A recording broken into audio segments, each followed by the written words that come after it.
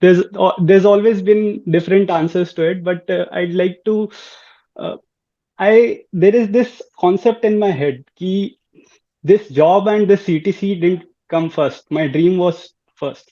So I to achieve that dream, I carved this path of okay, getting into gate, getting some good package, and getting a leverage Hmm. so that when I go into SSB, so it's I think God has been kind to me that He has given me such a good package and good opportunities otherwhere as well.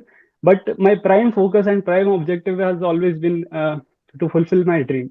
So that has been a motivation force, or you can say uh, I have always seen this job and this platform I have as a leverage to get into the forces.